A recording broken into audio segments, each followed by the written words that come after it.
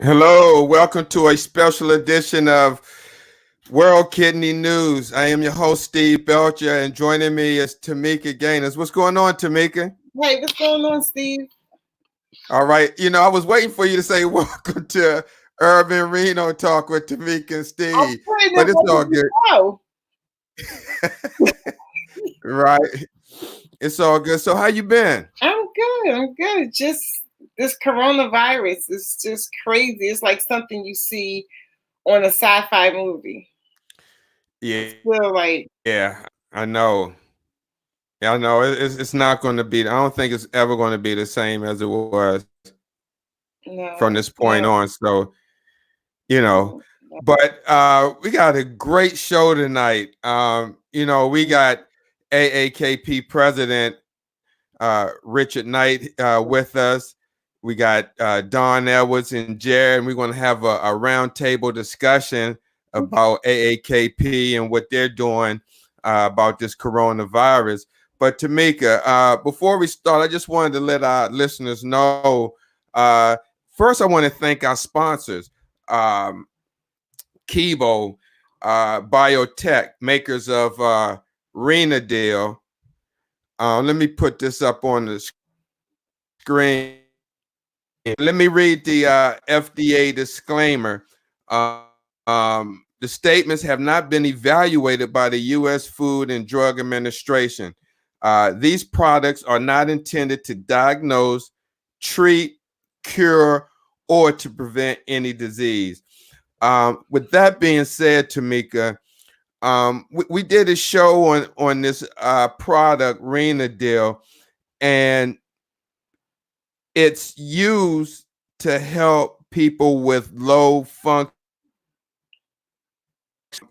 But the beauty of this is that it's a probiotic and a prebiotic, and it's gotten great reviews. And I know you've done some extensive research on the product as well. Yes, yes. It's good for the gut, like getting rid of that extra toxins in the gut. Right. Like sometimes people Nitrogenous battle waste. the IB. Mm-hmm. Yeah, it's good. And let me just say this, Tamika. What I'm sorry, what Kibo is doing is you can go and look up this product research. A lot of great reviews, but they have a special going on where if you go to the site and register, you can get and register with the code Urban Kidney 2020.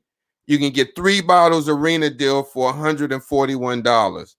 Oh wow, that's a good. Um, yes. And then they have another put in UKA 2020. You can get 3 bottles of Renadil, bottle of Fortis for 160. And the key is this is a prebiotic fiber formulation to manage digestive health and general wellness. So, with that being said, let's get to the show. Let's get to our guest with this roundtable. Everyone knows her, 29-year kidney warrior, home dialysis expert, belonged to many committees, no other than Don Edwards. What's going on, Don? Hey everybody, good evening. How you doing? All right. Good, good. All the way from Hooper, Utah, Warriors, forgetting our own shows, Tamika. Host of the Warriors Quest, Where's no other than, Jared A. Brown. What's going on, Jared? Hey, how you doing? How you doing? Hey What's up, Great, Jared. baby? man. How's it out there in Hey, Hooper, Steve. Utah? Man, I'm blessed. I'm blessed. Yeah, Great. we all Now are. for Yes, most definitely. Now for the man of the hour, he introduction. We all know him. He's the president of American Association of Kidney Night. Hey, Richard, how you doing? Hey, Steve, how's everybody doing this evening? Hi, Richard. How are you? I'm doing well. Is that Jared, Tamika, Dawn? Yeah. Oh man, you have an all-star cast. I got my pen out up. Yeah. I'm taking notes. A lot of knowledge here. We had to pull out. Yeah, man. You the guy with the knowledge. What did you say, Don?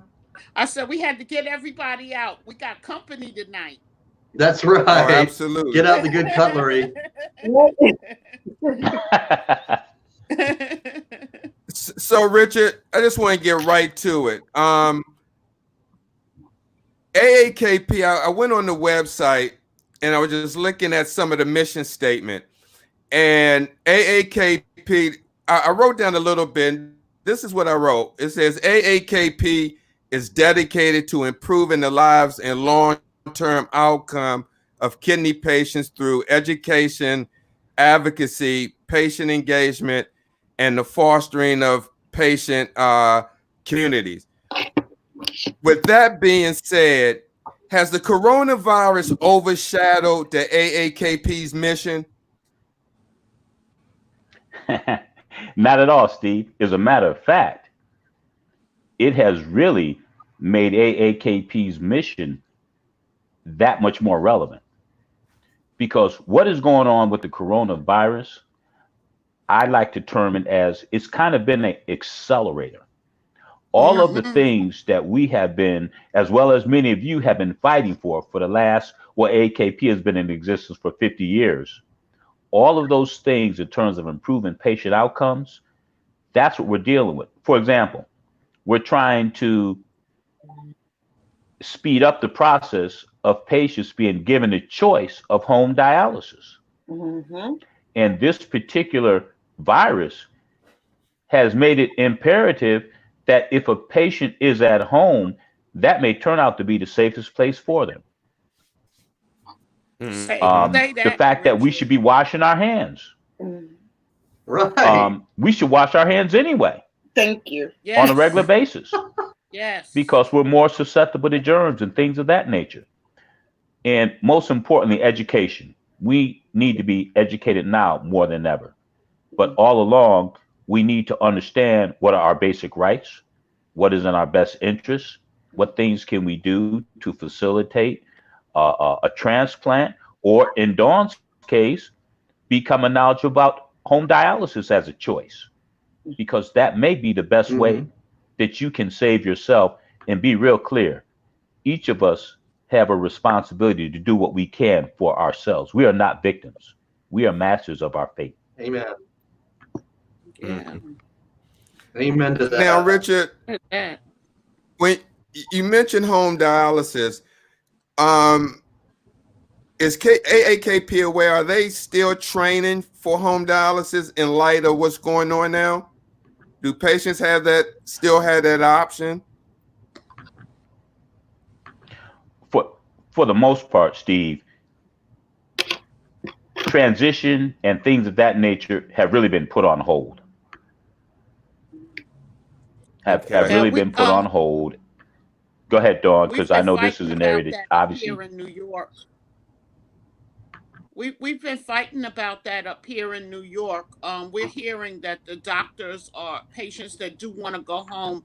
The doctors are telling the patients to wait until after this crisis is over, and us home advocates have really been pushing, to come on and get them out of there. If they want to go home, let's get them out of there now.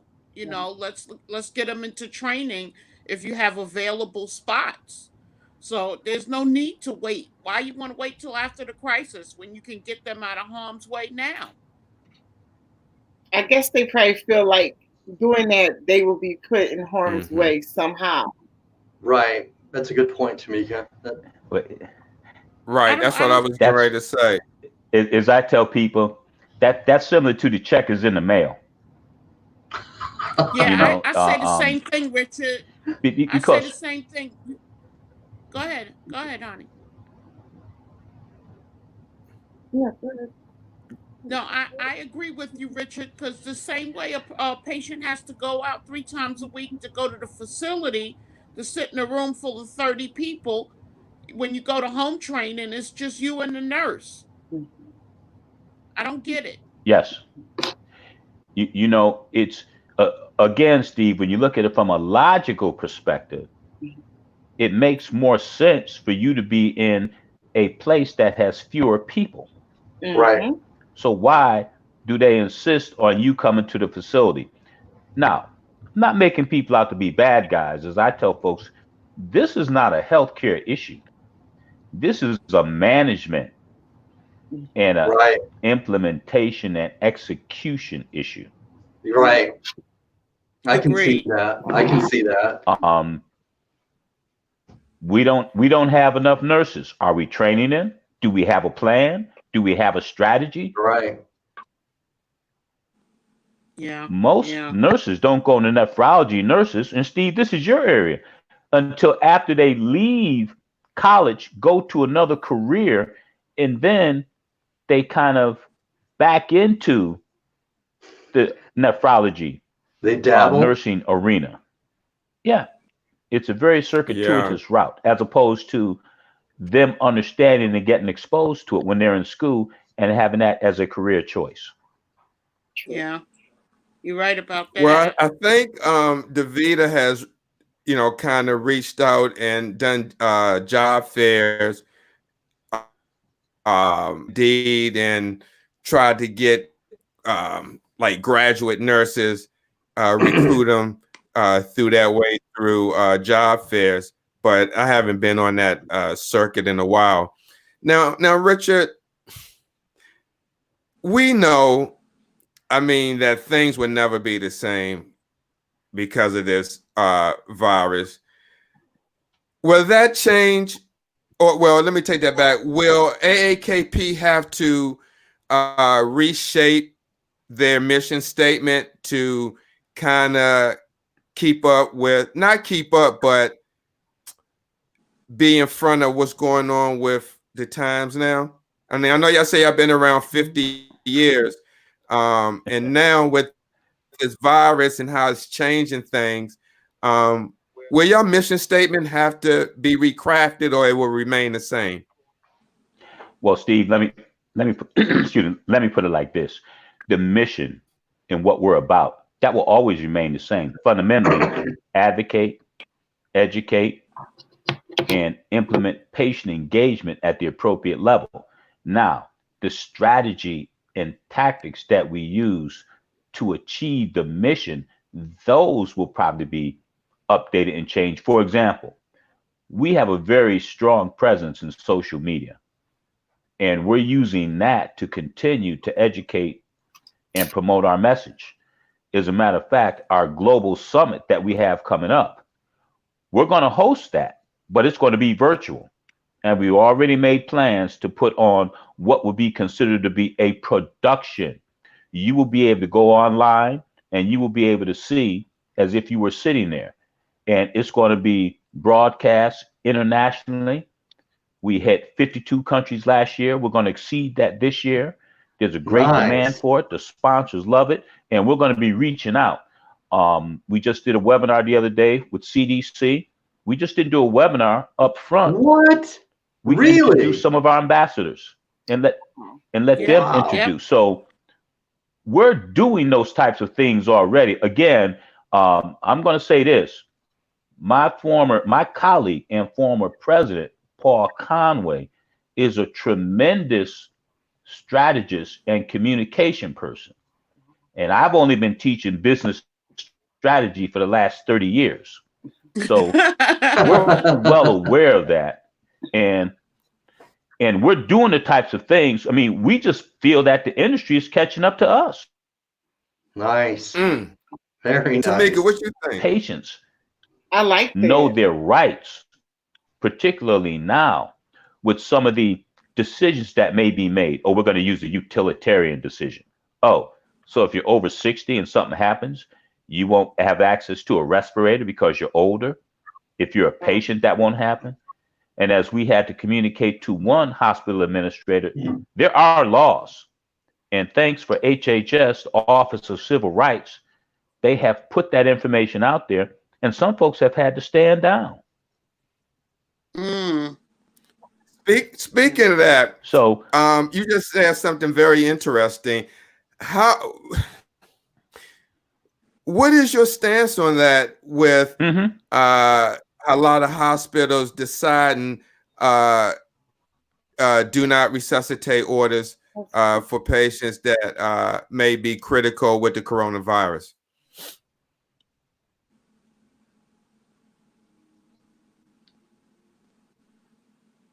Did you hear me, Richard? Did he freeze? I think he's frozen. Okay. All right. I should have told him. Yeah. Richard, I think you're frozen. I don't think he can hear me. Maybe he can. Yeah, he can probably hear. And if you can, Richard, sign out and sign back in. I know the internet connection is really probably jam-packed with people having to stay home. And they even mentioned on StreamYard that we may have some third-party interruptions going to YouTube and Facebook. Richard, are you there? I'm here. Can you hear me? Oh, great. Yeah, you had frozen up for a moment. Uh-oh. Yeah. So did you hear my question about? I heard third party. Well, no, we was talking about something else. No, I did not. Okay. My question was, what is AAKP's stance, or maybe your stance on maybe some hospitals deciding to do DNR orders for patients who may be critical with the coronavirus?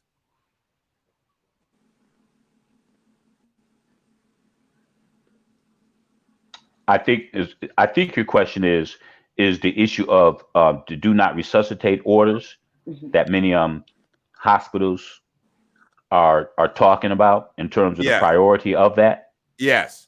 And that's what I meant. What I referred to earlier was in place that supersede those that the hospital may be trying to implement.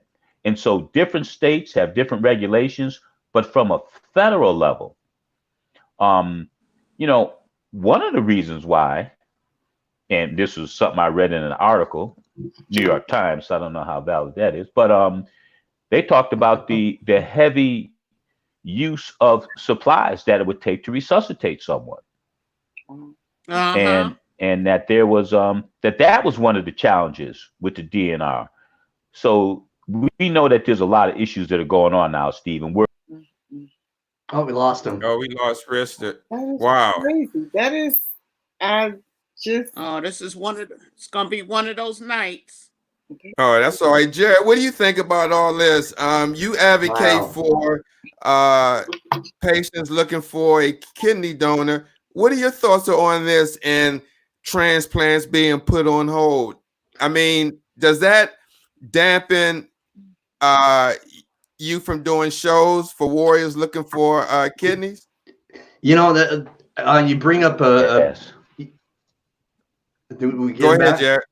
Okay. Yeah, but go ahead, Jared. Yeah, so just very briefly, because I want to hear what Richard has to say, but I've actually been, I've spoken with one of the people I advocate for, and I won't share his or her name right now publicly, but this person that I advocate for said that they were told that from their transplant hospital that they are putting that on hold. And when that news was given to this person that I advocate for, she was distraught, like devastated. Oh my God. Because, she has people in testing. So this isn't just one of those things where, she's hoping somebody may apply. She literally has people in testing right now. So she was devastated. With that being said, okay, after having thought about this, okay, it now makes more sense, okay, because it's not just her life, okay, that it's not just her life that's applicable when there's a donation like this. There's the donor, okay, there's the doctor, there's so many different hands that come into place when something like this happens. So okay, it makes sense that they've got to be extremely careful what surgeries are being done. It so happens, unfortunately, that because a living donor is electing to and volunteering Right. to help somebody, that this is being viewed as elective. I can't say I totally agree, but I can understand why they're doing this. Okay, and I certainly wouldn't want the person I'm advocating for to be in harm's way because they're at the hospital and something happens, and then all of a sudden she's infected. Especially with a weakened immune system, what we don't want. And so I'm on the fence a little bit, but I get it and I understand where they're coming from. But it's still okay. It just adds and amplifies that roller coaster of emotions that kidney warriors go through. That's Right. just. Yeah, man, that's crazy. So, Richard, what were you saying before you got disconnected? Man, I think he's frozen again. No, he's not. No, are you there? Nope. I tell you. Nope.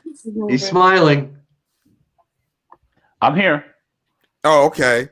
Don, you have anything, or Tamika, that you want to ask Richard? Especially you, Tamika, by you have been on the front lines. I'm stuck on them feeling like that's an elective. Right. Like, it is devastating news, and I can only man. What do you think, Richard? You have people so close to about to get their kidney, and to now they can't get it. Yeah, and Tamika, the reason why it is so extremely frustrating, and I'm trying to be sensitive because again, this is a virus that's novel. Okay, we've never encountered it before, so I'm trying to be sensitive, but I'm also extremely sensitive to these kidney warriors I advocate for, right? And when they have somebody in testing, and okay, people, it's not easy to get a living kidney donor. It's not like you can just put a quarter in a machine, okay, and one rolls out. It's hard, okay, and so it is difficult already as it is. But then you say this is going on, we're going to put it on hold. What are the chances of these people backing out now that are in testing? I was just about to say that. You know what I'm saying? I understand it's postponed, it's not canceled, but what are the chances of this being, for them to back out now? To me, the chances are much higher than before. And again, I'm trying to be sensitive. Okay, I am. There's something we've never encountered that's going on, but but my heartstrings are attached, obviously, to the people I advocate for. Richard, what do you think about this?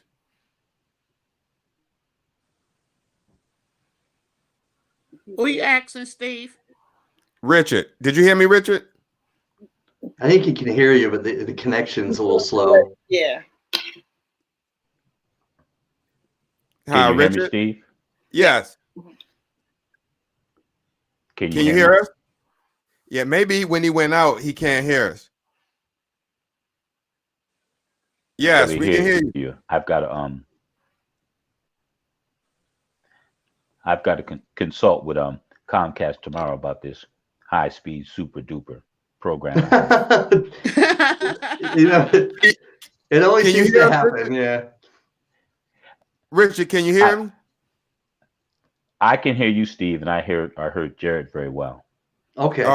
What are your thoughts with this hold on the transplant?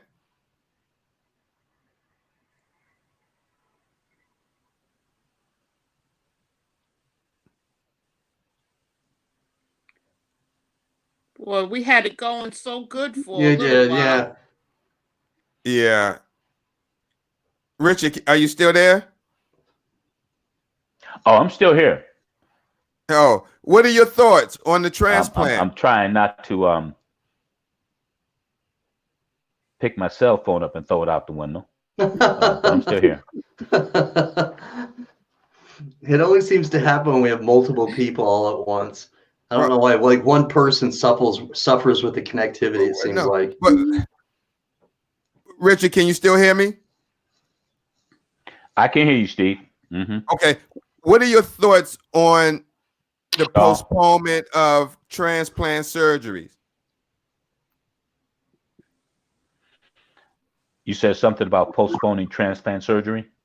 Yes. What are your thoughts? The schedule, as I understand it, is being postponed or put off now, particularly if it's from a living donor. Right, exactly. But what are your thoughts on that? Yeah, I was speaking with a doc this morning, and he was telling me that many hospitals, and he was out in Texas, many hospitals are rescheduling any such surgery. Mm-hmm. Don, what do you think? You know, I have to look at it from several I'm sorry, what was the different question? angles. No, I'm talking to Don. Okay. You know, it's a real problem, you know, when someone gets excited, they want to get off dialysis. Right. You know, you have this opportunity at starting your life over, and you're so excited and you just really want this to be done. You've been waiting and waiting, and here's your chance. And now here's this virus, and they say everything is on hold. You know, that's like a dagger to the chest. You know, It really is. I can absolutely understand the you know, the feelings that would revolve around that. But I also have to look at it from a clinical standpoint. And as a person that has undergone transplant surgery before, I know how it feels after you receive that transplant and after your immune system is turned off. In the beginning, you feel like a truck hits you in the very beginning. You know, you are really, really immunosuppressed. You're weak, and we have there's so much care is required in trying to recover from a transplant surgery.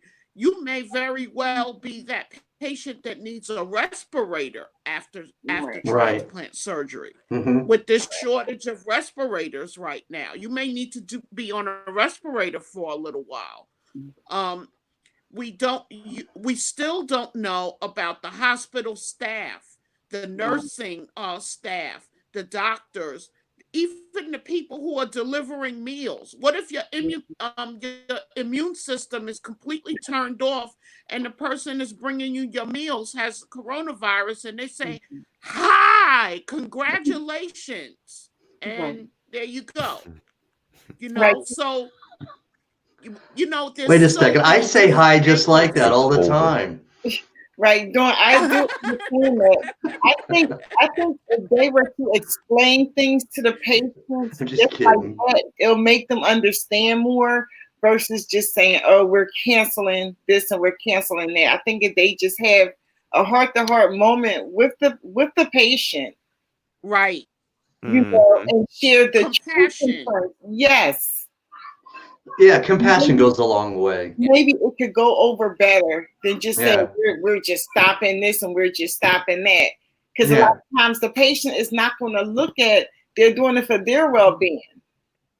They're not Right, looking like that. They're right. looking at like, I just had a chance to get off this darn machine, and these people want to stop it because of this virus. I'm not getting this virus, not thinking about how suppressed their immune system is going to be after surgery. Right. Wow. Exactly. Now, Richard, Yes, sir. how often is the AAKP updated on the changes that's going on rapidly with this coronavirus? Man, we're getting updates several times a day. Really? CMS, I'm on a leadership committee over there. We're getting things from HHS, constant updates, how the changes that are being done should be implemented with respect to patients. And we're also doing a series of surveys with the patients about, a lot of people are doing webinars and they're giving information to providers. But the question is, what's being communicated to patients? Right. And you know what? I'm not saying they're not communicating with patients. Right. That's a good but question. I'm saying that sometimes the message is not clear. Or correct. And that's where we spend a lot of time communicating with patients and explaining things to them. And, to Dawn's point, hey, I want that kidney and we want you to have that kidney. But if you go into the hospital right now, you can get that kidney and you don't have to worry about the chair because you might not come out. With what we're going through now. So it's a case by case situation, but I think that we all have to do a better job of communicating and even staying in touch with the patients so that they know what's going on instead of sitting around. We all know how frustrating it is. Well, where am I on the wait list? I know a young lady who thought she was on the wait list. She was waiting for 2 years, and then they told her that she wasn't on it. What? Are you kidding me? Nobody gave her information when. That is so crazy. Wow. Do they have an online list where they can look and see where their name is on the transplant list? And that varies. Or you can. Go ahead, Dawn. Oh boy, did we lose Steve now? Boy. Yeah, he's coming back. I know that patients have to learn, and this is one thing that we advocate for all the time, is about patients being empowered. You have to call that transplant center and stay in contact with your transplant coordinator so that you don't get lost in the process, or so that your little file doesn't get hidden under the desk somewhere. You have to call and keep in contact with your transplant coordinator and find out, where am I on the list? How are things going? Nobody's saying you got to call every week or, every month, but, you should definitely stay in contact with every transplant center that you're listed at so that you can be intelligently informed on where you are in the transplant process. Right, especially so you don't have to wait like that person did for 2 years and find out that they weren't on the transplant list. That's crazy. That's ridiculous. And I'm not saying that somebody didn't tell her she had a heart attack and she had a series of bad spell with health issues.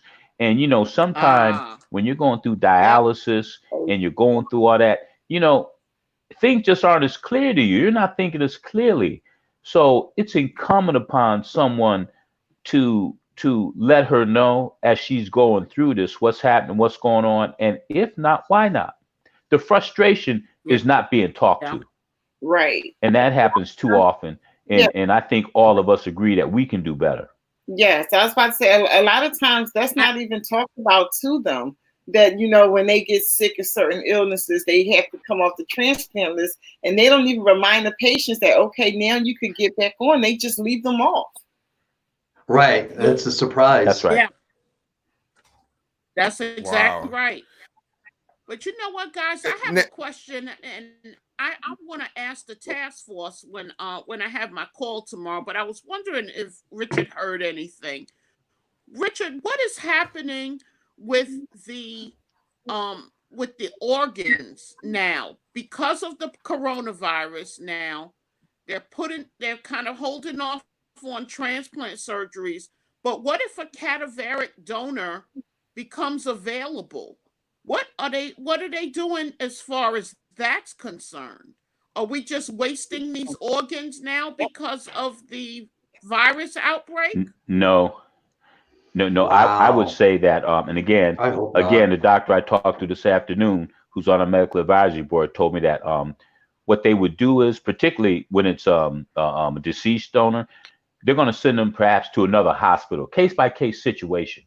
But by all, they're doing everything they can not to lose that organ. And they're even designating certain Wow. hospitals that will not have patients in it. And that's something that they have to do system-wise. Again, I'm going to say this. This is a management and an execution order challenge Absolutely. that needs to be put in Absolutely, place. Richard. And Yeah. you know, much of it Because is you need to spread this risk around. And there may be some facilities, well, we're keeping this facility for people who don't have it. exactly. And we Exactly. know it's a lot of pressure and it's new, but you know what? We need to press them on it, because if we don't say anything, then it won't be given any thought. True. True. Wow. Yeah. Now, And Richard. that question that you asked, Dawn, is an excellent question. I'm sorry, Steve. Go ahead. No, go ahead. No, go ahead. Yeah. No, I was saying the No. question that Dawn asked is the question that should be asked. Problems that I see, Right.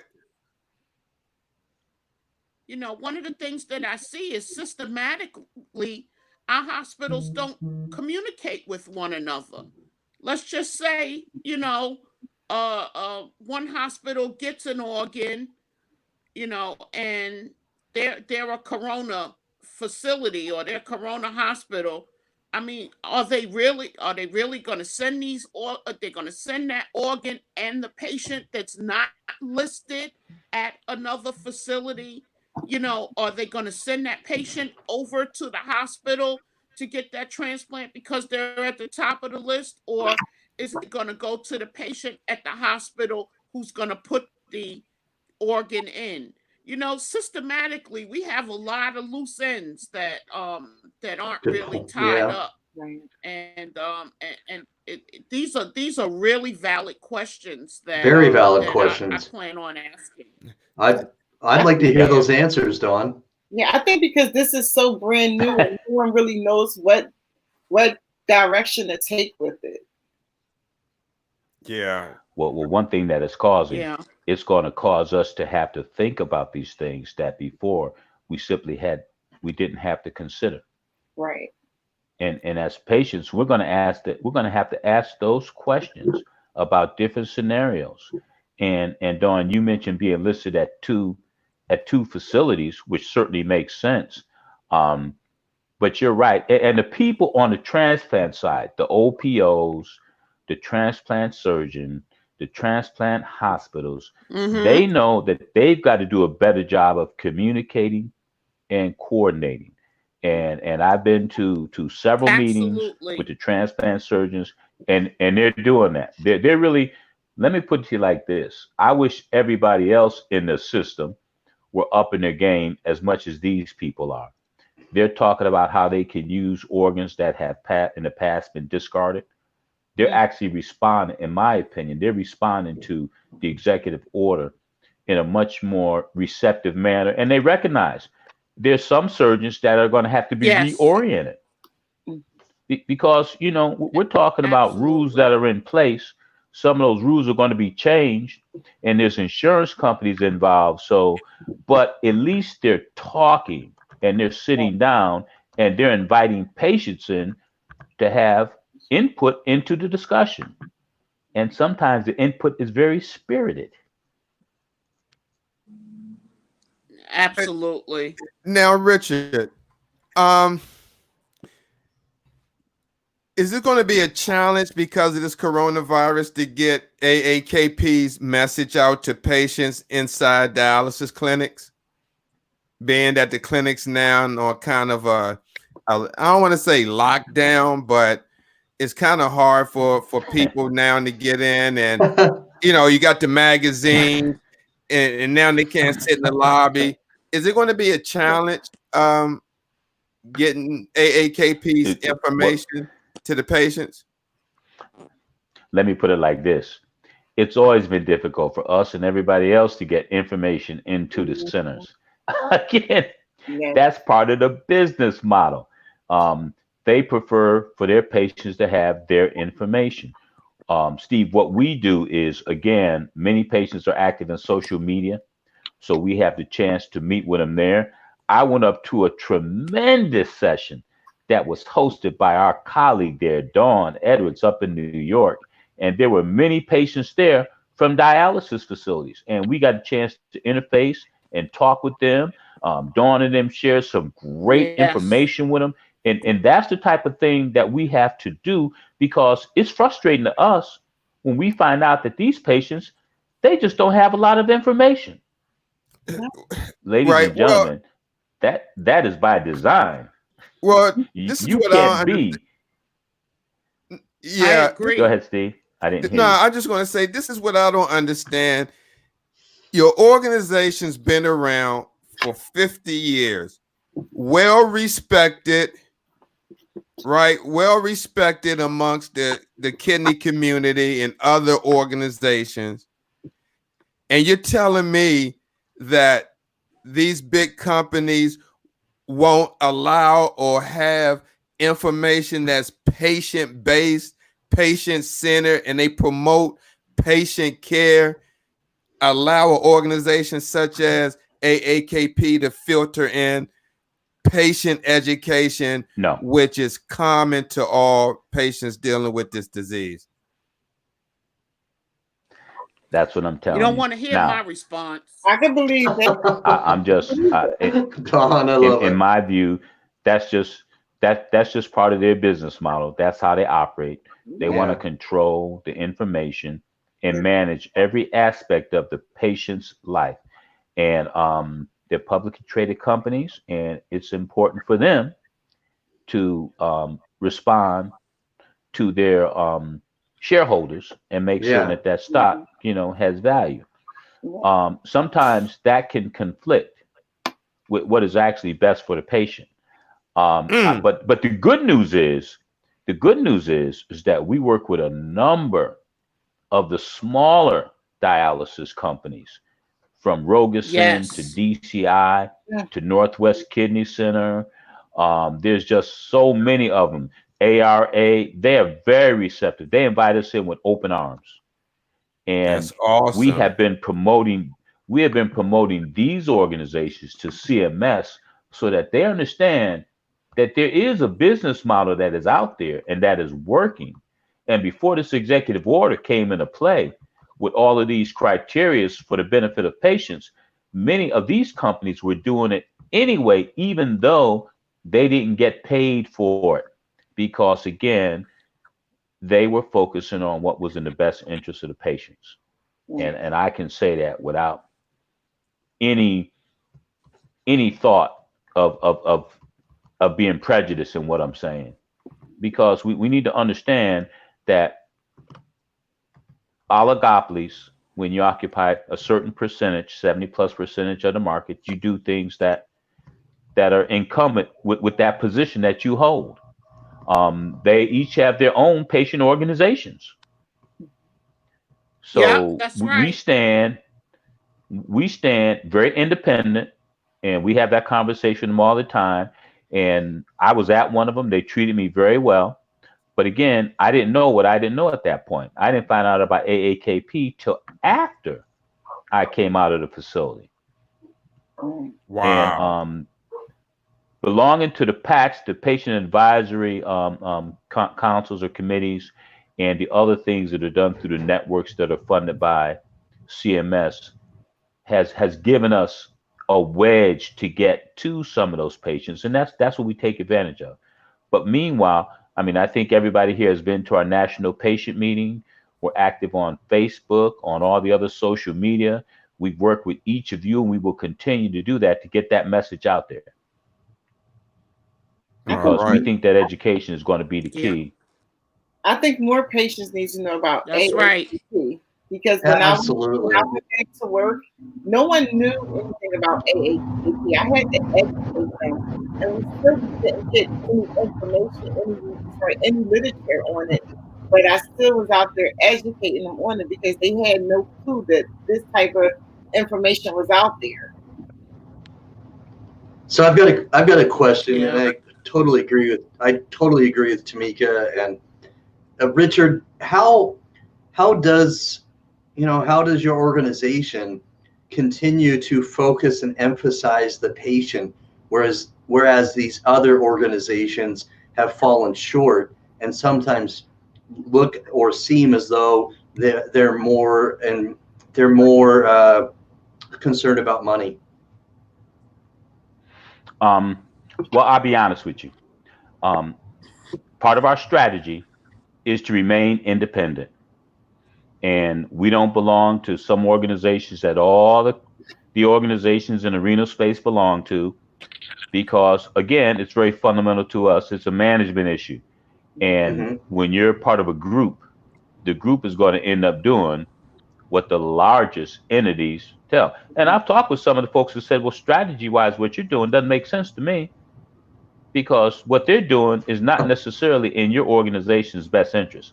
I understand the words and I understand everything else, but if you're looking out for what's in the best interest of patients, then you have to find another way. And I hate to say it, but we all need to generate funds so that we can exist. And at some point, you will be at a point where you have to make a decision. Am I going to take these funds or this support and maybe compromise and be quiet? Or am I going to try to do it by another means? We have been very, very fortunate in that we have been able to work with industry players, got some government grants that have allowed us not to have to need the funding from those organizations that we simply don't agree with their viewpoint on how patients should be treated and what is in the best interest of the patient. Because quite frankly, a patient that's ready for a transplant is an excellent dialysis patient. Right. And there's nothing difficult about that. I've long maintained that if you want to have somebody educate those patients, then you need to have someone that's independent and is really going to educate the patient from an independent perspective. So again, I'm going to go back to it. A lot of our challenges are not healthcare related. They're management, they're strategic, and one of implementing and executing a strategy. And that's what we spend our time doing. Yeah. I agree with you, Richard. So, Richard, what has been the biggest challenge for AAKP during this crisis? What is the big challenge? What has been the biggest challenge so far dealing with this crisis? Steve, I'm gonna say it again. We have been online. We have been very active in the social media. So just focusing and ramping up, communicating with our industry partners, because they do sponsor us and they do provide us funding. Nobody's asked for anything back, because again, letting them know that we're continuing to create value and continue to do what we indicated that we would do. We're reaching out. We're contacting more patients than ever. We've got people asking us questions, and we're focusing and targeting certain states to make certain that they're aware of what their rights may be, and putting on webinars. We're going to do one on transplantation. We're going to do one on for the veterans. We think the veterans market, the patients who are veterans, we think that there's information that should be available to them, and we're going to continue to do them and promote them. We're going to do our global summit, we're going to do our policy summit, and we're going to do our national patient meeting. We may have to restructure it depending upon what the situation is, but what we're doing right now. I was on a meeting with Kidney Precision Medicine Project, and there were 158 people at this virtual meeting. 158 people on a Zoom. 158 people on Zoom. They took a 3-day meeting and reduced it to 2 4 hours per day sessions. They ran it flawlessly. They got the information in. They shared it, and a lot going on the chats. So the virtual community and approach, it takes a good plan to put it in place. You got to promote it. You got to have commitment from folks. But folks sat there on the cameras, so the cameras weren't off, and they were doing all types of other things. They were focused. A lot of chatting going back and forth. I'm telling you guys, this is something that we have, just like you're doing now. Before, Steve, it was me, you one-on-one, and Tamika one-on-one. Now you got a panel up here, and you got all these smart people. There's a lot of information going on right now. There's a lot of synergy, and I'm sorry because I just get excited. That is exciting, though, man. I'm getting excited just when listening it's like to hear you this, speak. and we got this virus going on. We just lost one of our good friends last week. Another good friend on our board. His wife has found out that she had the virus, and I'm just saying, listen, man, do what you got to do. We're going to pray for you. Stay healthy, stay safe, and we're going to push forward through this. Yes. Richard, why do you think? Right. Richard, why do you think it's hard to get people who deal with this disease on broadcast to watch educational broadcasts such as what AAKP may host or what we may do here? Like, it's more than 700,000 people that deal with this disease, and maybe 16 right now on the broadcast. But what is your opinion on why folks don't gravitate toward information that may have a great impact on their life? Well, I mean, I hate to sound like a broken record, but out of those 749,000 people, where are 80% of them being dialyzed at? And so that has a tremendous impact on the type of information that flows through to the patients while they're on the machine, while they're waiting in the lobby, and every other thing that happens during that patient's life. So you know, when I talk with patients who have been in facilities, I almost want to cry because they are so hungry. They're hungry for information. And they're just not getting it. So we're going to continue doing what we're doing to get that information to those individuals.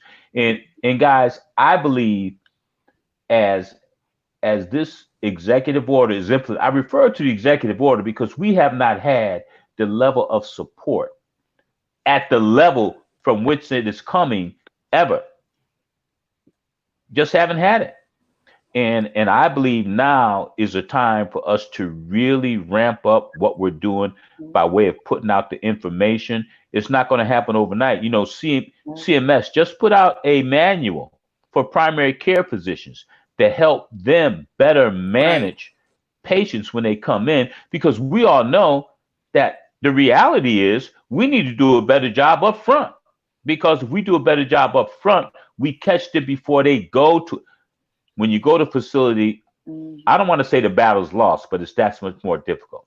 Early identification, slow the progression, educate the patient, teach them about the different modalities.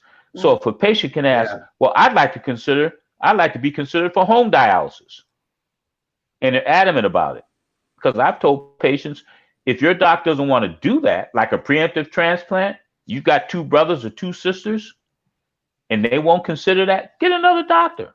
Yes. Because the question is, there may be some extenuating. I didn't say that you need to do it. I said at least explore it. And that's my position.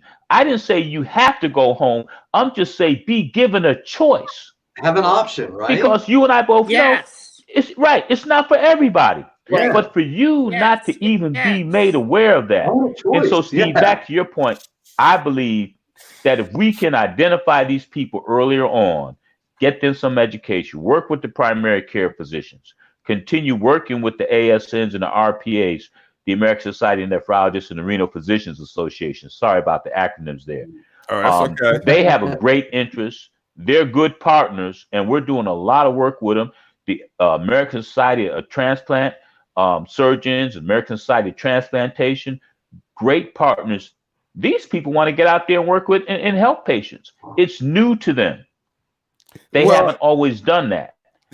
That's what I was going to say. These organizations that you just named, I mean, a common patient dealing with the disease probably never heard of them. Now, how can these organizations be better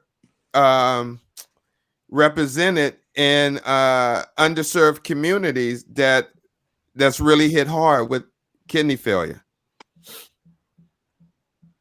Well, you know, we have to get out there and talk with these patients in these communities. You know, part of my goal, because our meeting is in, it's going to be in Washington, D.C. Our national meeting is going to be in Washington, D.C. in September. I'm going to make it a personal goal to get into Washington, D.C. and to get to some of those facilities where folks don't want to go, and to go up to Baltimore. I do work with Hopkins up there, Deirdre Cruz, some of the other folks, and they're very open, very amenable to letting me get engaged. I'm on their community advisory board, and I want to go and have a chance to talk with these patients. And I'm not saying I'm any better than anyone else, but what I am saying is that I'm willing to go ahead and have the conversation, and I think that I can connect with them. Right. You know, I didn't always walk around with a tie on, you know, but to be able to go on in there and articulate to them, sometimes in very strong language, as we all know, but it's in their best interest. Yes. To have it delivered, I think, from somebody that they're comfortable with. Right. You know, and I'll whip out my arm and I got this ugly fistula sitting up there. That, by the way, is another one of my issues too, because there's the endo technology that doesn't necessarily have to have that disfigurement done to the arm. Yeah. And that's something that's becoming very popular. And we want patients to be able to ask for that. Yes. You know, I've got on a long sleeve shirt, doesn't bother me none, but Dawn and Tamika, if they want to wear some nice short sleeves or something like that, they have options that are available to them now. Right. If you get your fistula done by A-class surgeon, you're in good shape. But most of them aren't done by A-class surgeons. Yes. And we know that's something that's very problematic. And is that considered to be elective surgery if you have to go in the hospital and have that done? So ever vigilant. But back to your original point, Steve, we continue to promote, to advocate, to educate, working with the American Nephrology and Nursing Association, because we want to help them promote more nurses. So if I got to get on a plane, well, we're not doing any planing now. You know, Governor Hogan got us on lockdown here in Maryland. We're not going metaphorically. Yeah. And if I drive up to New York, they won't let us out. So may not let you in. Seriously, right? Now, Richard, you had a question, Tamika? Yeah, I just was going to say, just as far as reaching the urban community, you have to strategize it. Like it's 3 different parts that you have to reach. One, you have to go to the youth, you know, trying to get them to understand what's going on, the things that they're putting inside their body, how it's going to affect them long term, and for them to go to the primary care, for the primary care to start doing annual GFR testing instead of just do it annually. This way, you could prevent half of the issues that's coming down the road. Yeah, absolutely. You I got to agree. hit the young, you know, education in schools. I mean, why wait? They're waiting too long. Isn't that a tall order, though? I mean, we saw the people in Florida at spring break, and they didn't seem like they really cared. No, they didn't care about getting coronavirus down there. But yeah, that was pretty amazing. Yeah. Hey, Richard, you mentioned the conference this year in September. Now, is there a alternative backup plan in case this declaration lingers on into the fall? In September, well, we're kind of operating on a 2-month window. So right now we've transitioned the global summit to a virtual summit, and that's scheduled for May 8th, 9th, and 10th. Okay. The next activity we have is the policy summit that would be scheduled for June. So based on where we're at right now, it looks like we may have to transition that to a virtual event as well. We're really hoping, let me put it to you like this. If things aren't better by September, then I think our national conference is the least thing we're going to have to worry about, because the economy and everything else, if we're not out of this by September, we are going to be in for a world of hurt.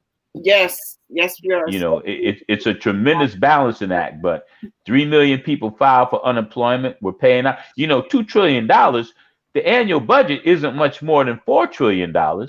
I mean, we talk about some big numbers here, and but it's something that has to be done. Right. And as patients and in this arena, we need to make certain that as they make this rush to accommodate and make changes, we don't have rash people making decisions or just making decisions without any input from patients. Yeah. Amen to Now, that. You know, but Richard, Steve, to your point, we have a plan. We will okay. have a plan. Now, Richard, what happens to the ambassador program? Is that placed on hold? Oh, that's continuing on. I mean, the ambassador program, again, a lot. For example, we have a Hill Day coming up. Well, it's going to be a virtual Hill Day. You know, we sent over, I'm thinking it was over 500 letters went to Capitol Hill encouraging the respective senators and congresswomen to pass that bill instead of dickering around. Pass that bill to get that money out there to all of us. You know, we're not telling you how to vote, but we're telling you to vote. And when you vote, they listen to you. So we had the ambassadors and other members send up a bunch of letters, and they're still going. One thing politicians can do is that they can count. And when you've got letters coming in, they take a look on a regular basis, say, what's hot? What's going on? Oh, we're getting all these letters about this information from these renal patients. Well, what's going on? What's happening? And they want to know what it is. But at least you get their attention and they begin to listen to you. So the ambassadors, let me tell you something. I mean, we have to make people listen. Don't do anything. Stay in your house. Get on your computer. But no traveling. You know, we canceled events well ahead of anyone because we said, no, we're not coming. We're not catching the plane. So we had a Hill Day here. And then after we canceled it, 2 or 3 days later, you know, another organization would cancel. We had our Medal of Excellence program up in Baltimore. We canceled. You know, we just have to cancel it. And 3 days later, the docs canceled their event. Wow. So we take the patients because it's us. I know what's going to do to me. And I certainly don't want it to happen to anybody that's affiliated with our organization because we encourage them. And some might do it. Some might foolishly go. Like I foolishly went to Arizona and then foolishly flew to New York and found out that somebody in the meeting turned out to have been infected. Wow. You know, was infected. The big eye. That was on March 6th. And you know, I had to self-quarantine myself. You know, and between my son and Paul Conway, I was on lockdown, man. If I wanted to look out the window, get back in your place, man. Nothing. Don't go outside. So I had a lot of people looking out for me, and I hated it, but I knew it was the best thing for me. You know, it's like going to dialysis. You hate it, but you know you got to go. And the possibility of infecting someone, no. So I stayed put. And I think we all know that with this medication we're taking, if I did have something, it probably would have flared up fairly quickly. And so that's been what we're on. It's the 30th now. So that's been quite a while ago. So I feel pretty good about now. I have a question. How can someone become an ambassador? They just have to contact us, AAKP at aakp.org, speak with Erin, and she'll talk with them, explain to them what the program is all about. And, you know, we'd love to have them come on out and get engaged. Does it have to be a patient? Does the person have to be on dialysis? Could it be a caretaker, maybe a no, not at all. clinician? They could be a caretaker. They could be a clinician. Yeah. Just have an interest in wanting to help. Really? You know, patients in the community, get out there and advocate. Yeah. Mm-hmm. Now, how would that work now, being that ambassadors can't enter the unit because of this coronavirus? Well, many of our ambassadors are dialysis patients that are in the units. Okay. And, some have transplants and some are out, and they're doing exactly what I'm doing. We have a number of people around the country that are speaking, that are going to events, they're having tables. We had an education day. We went up to Howard University, their dialysis facility. Patrick G set up a table, passed out material, talked with the patients. Sharon Rouse is over at a facility in DC. And so awesome. we have people throughout the country actually take our material, sit up at the table. And again, Steve, the folks at the smaller facilities welcomed us with open arms.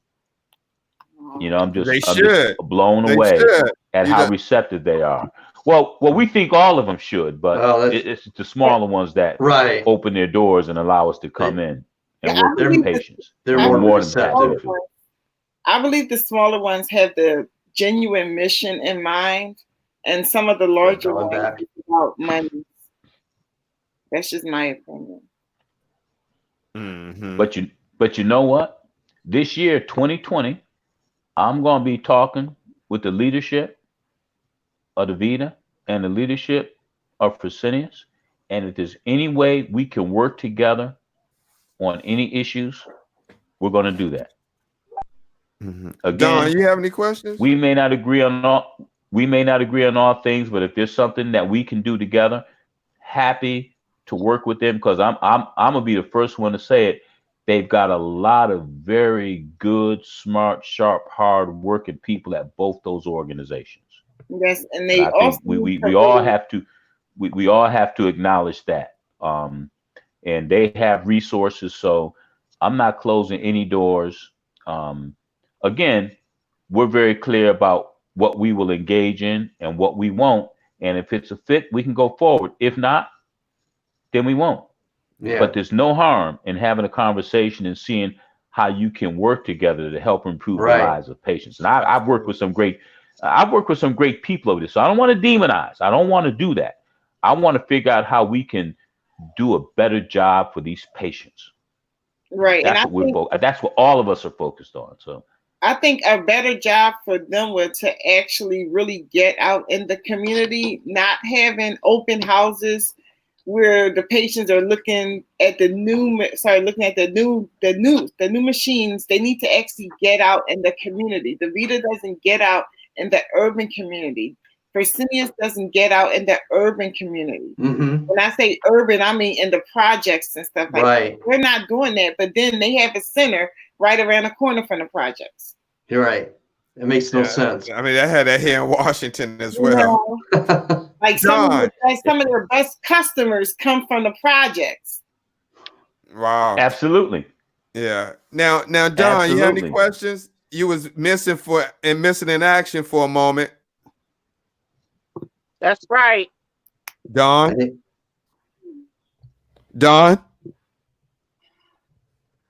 Yeah, I lost my signal. My battery went dead. Everything was.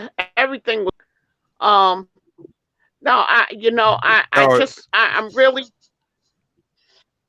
I was listening to Tamika, and that's one of the things that really means a lot to me about getting out there in the community with the people that we serve, and that's one of the things that I like about my job with the Rogerson Institute and about being an advocate, because I'm out there, I'm in the hood. That's where I come from.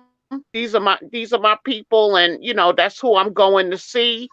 And I agree with you. You got to get out there with people that you serve. You can't just webinars and all of that. I mean, you got to do that too. That's all important. But you got to have the boots on the ground, and AAKP is enlisting a whole army of ambassadors now, so we can get out there in the community and we can share this information.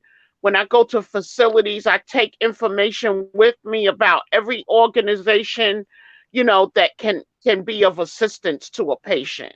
So it's really great to get out there among the people that are really the actual warriors, the ones that are actually sitting in the chairs. That's an in the important part trenches. of this work. You can't just sit high and look low on there with you got to get happening at. Right. I like that. Sit high Wow, and I look love low. that. I love that. Yeah, I love that. That's Very the well arm. articulated. So Richard, Yeah, I love that. so Yes, Richard, Steve. as we come to a close, I know we've been on a little past an hour, and I know you're a busy guy. We just go around and ask anyone if they got any last questions or for Richard before we tune out. Let's start with Jared. Any comments or questions before we let Richard go? I don't know. I have a question, but I do want to say how much I respect and admire you. I think you brought some great insight to the show today, and I think it's priceless. I think everybody needs to hear what you've said, and I think what you stand for is awesome. I think what you stand for means so much to me and the people I advocate for. Thank you. Hey, I appreciate it, Jared. Thank you. Yeah. What about you, I sneak Tamika? on in and check you out too now. Okay.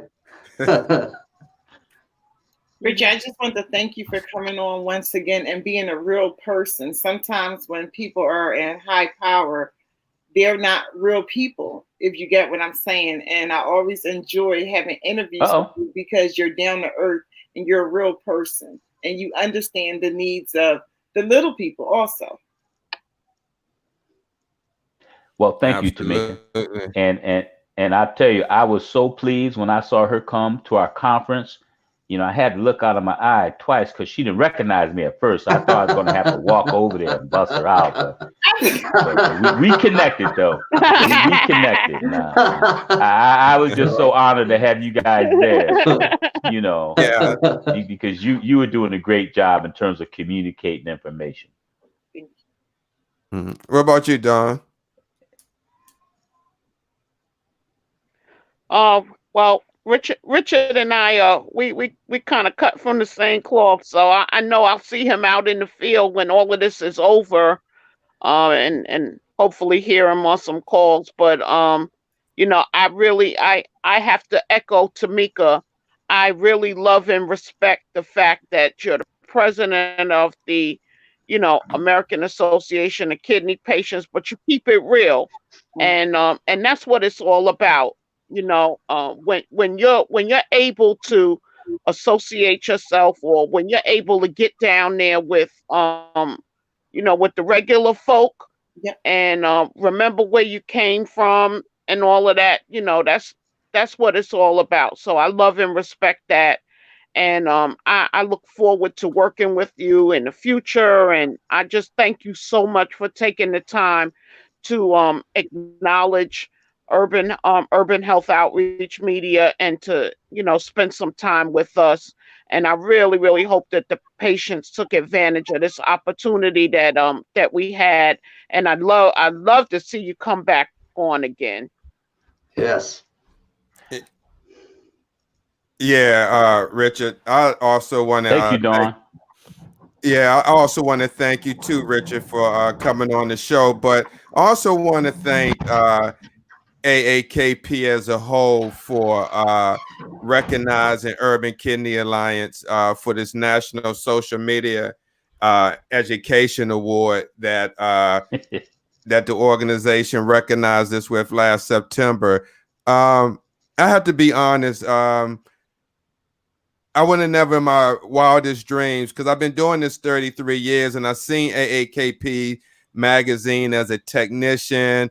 I just seen it all throughout my career, and I wouldn't have never thought of and I'm sure Tamika probably wouldn't have thought as well working in the field. We wouldn't have never thought we would have received something like this from an organization's prestige as AAKP. And sometimes we can be, as people say, a little militant, but all we want to do is get the truth out there to patients, and let them know what's really happening, and make sure that they're educated, because this is someone's mother, brother, sister, aunt, uncle that you're dealing with, and you can't take it lightly. And so again, I just want to thank you and the AAKP for just recognizing us, because no other organization, and there's many out there, has recognized us doing something like this. And again, just want to thank y'all guys for acknowledging us. Can I just say something about Sure.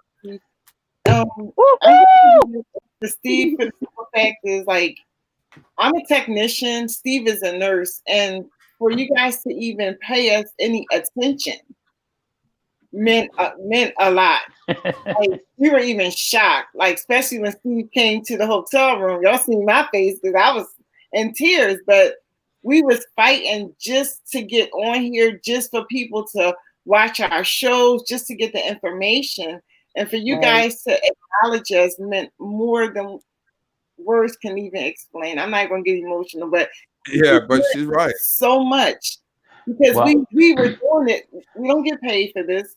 There's no money's coming to us. We're not selling T-shirts. We're not doing anything. It's just money coming out of our pockets to pay for the platform. And for you guys to just notice us, it really meant a lot, and it still does to this day. Yes.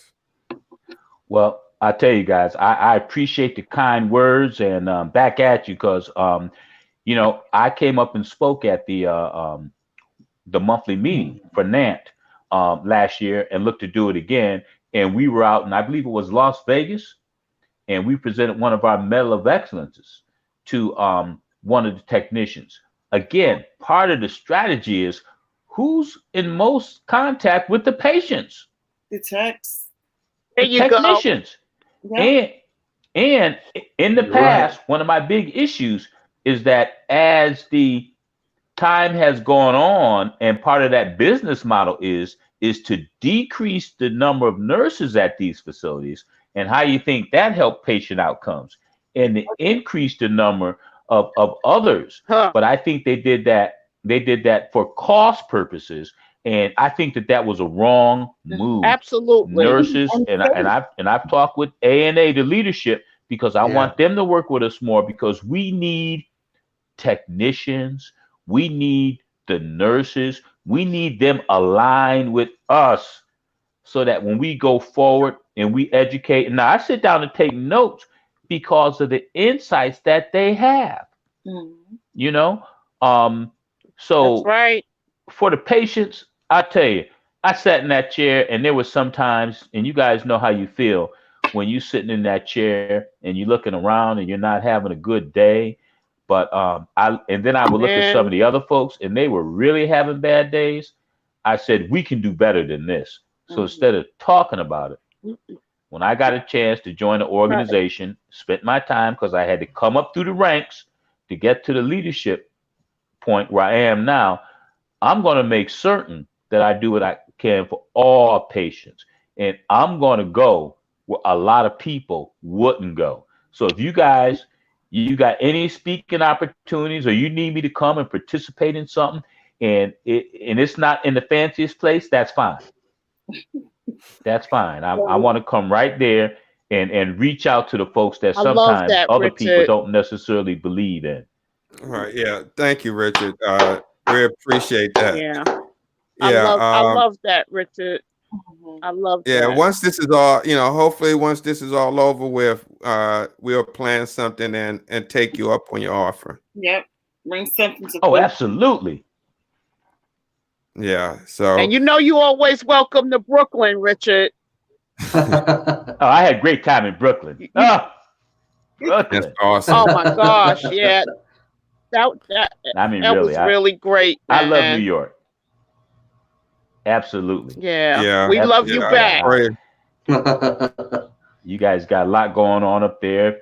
Met Susan with, the network up there, iPro, and everybody was just so supportive. So there's a lot of good. We talk about a lot of problems and issues, but there's a lot of good things that are going on in this arena. Absolutely. And Man, you guys are certainly you're right part of the about reason that. for that happening. Oh, one Yeah, more thing, there's a Richard, lot. before we. There's a, No, go ahead, Don. no, Go ahead, I was Don. just gonna say there's a lot of good people in the field. You just got to reach out and somebody will grab it. Right. Now, Richard, Go ahead, Steve. before you leave, I'm done. Richard, before you leave, what's going on with that? Is it a bill or something with the? Did y'all hear that? No.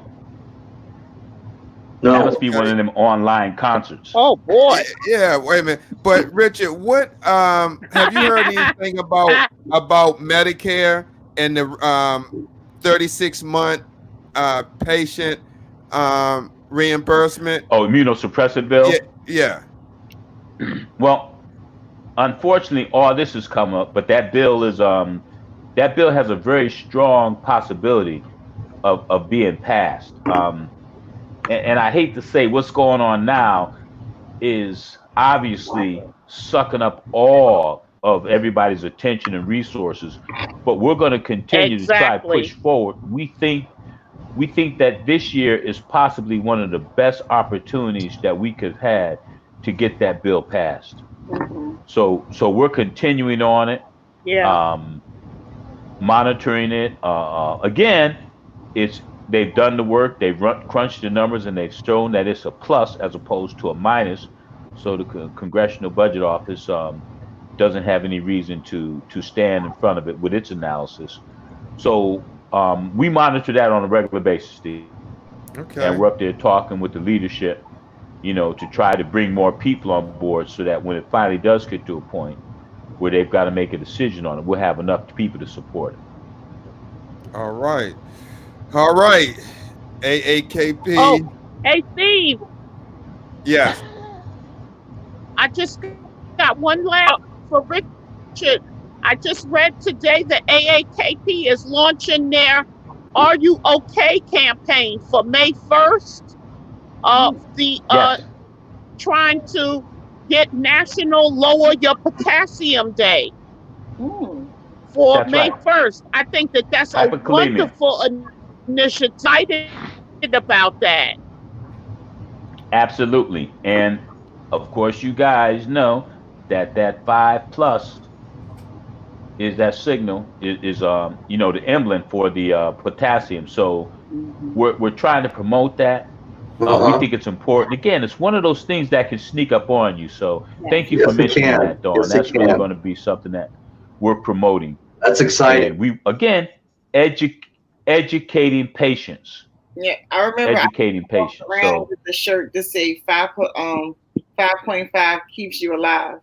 Nice. Oh, that's awesome. There you go. Hence May 1st, 5.1 or something. I'm not a chemist. I didn't do too well in that class.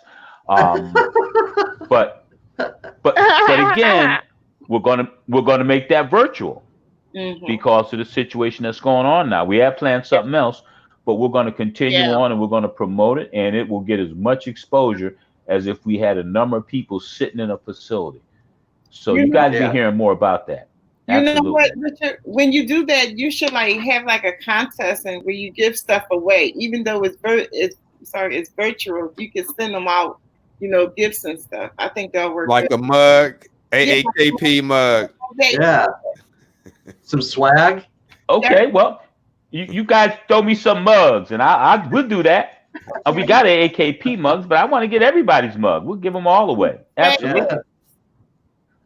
Okay, that sounds like a winner. Yeah. All right, Richard. Well, I want to again thank you for taking the time out of your schedule. I mean, I know it's. Hey man, this has been fun. Yes, we would definitely like to have you back, man. Whenever your schedule will allow. Well, I got to have my crew back. I got to have my people back. Dawn and Jared got to come and hang out. All right. You got it. No, this has been good, man. I appreciate you guys having me out, and you talk with my bosses, Aaron and Diana. They'll hook me up. Okay. All right, that sounds cool. All Well, right, sounds good. everybody, AAKP President Richard Knight, appreciate you coming on World Kidney News. Stay safe, stay blessed, and we look forward to seeing more things from the AAKP. Absolutely. All right, we'll talk to you soon, Richard. Good night. Take care, all. All right, you too. Take Bye-bye. care now. Stay safe, babe. Mm-hmm. All right, All right. thanks. So let me move. So that was a great show, y'all. I mean, That what was do you great. think, Jared? Very uplifting. Again, man, I just love what this guy stands for. I respect him, and what he said means so much to me, that he's out there and meeting with people, and everything he says is for the patient. It's always the patient first. And I love that. Mm-hmm. What about you, Don? Before we let you go, what you think about this whole conversation tonight? Yeah, I Mhm. really great, a great show tonight. That Rich, I really Well, we know. Richard and said, and like Tamika said, just to echo, when you get where you came from. You gotta remember where you come from. Used to sit in the chair too, and you got to go back sometime. Go back to see about your people. Really love and respect that about Richard, as well as the kids. The ones that are out there, real boots on the ground. That's what is happening. Don't talk about it, be about it. And that's the kind of man that Richard Be is. about I it. respect that. And I I think love that. we had a Right. great, yeah. Don, Yeah. you put out some nuggets today. I love that. Absolutely. I want to play a new intro from Jared Brown while we on. So this is a world premiere by Yeah, you Jared all ready Brown, for a new intro for Urban Health Outreach Media. Here we go. Uh-oh.